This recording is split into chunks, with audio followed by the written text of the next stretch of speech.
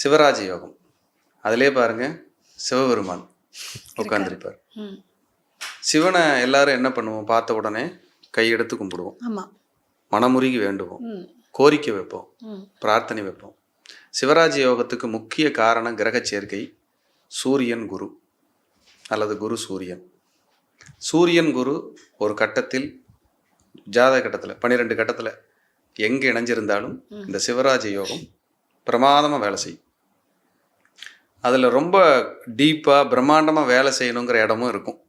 நிச்சயமா. ஏன்னா ஒவ்வொரு இடத்துக்கும் ஒரு வலிமை. சூரியனுக்கு எப்படி மேஷம், சிம்மம், தனுசு ஒரு உச்சம்னு சொல்கிறோமோ, அதே மாதிரி குருவுக்கான இடங்கள் இருக்கும்.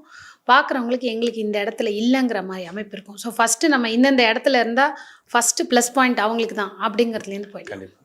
மேசத்தில் குரு சூரியன் சேர்க்கை மிகப்பெரிய சிவராஜ யோகம். கண்டிப்பாக. ஏன்னா 5ஆம் அதிபதியும் 9ஆம் அதிபதியும் காலச்சக்கரத்துக்கு இவங்க 2 பேர் தான். ஆமாம். அவங்க 2 பேரும் தலைமை பீடத்தில் முதல் ராசியில் குரு 9ஆம் அதிபதி அங்கே இருக்க, சூரியன் உச்சம் பெற்று இருக்க, அப்படி கிச்சுன்னு நிற்பாங்க.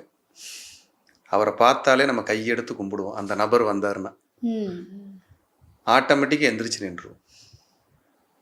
நான் எங்கப்பா நின்ன, நானா ஆட்டோமேட்டிக்காக எந்திரிச்சு நின்று சொன்ன மாதிரி ஆமாம். அந்த அவங்கள பார்க்கும்போது நமக்கு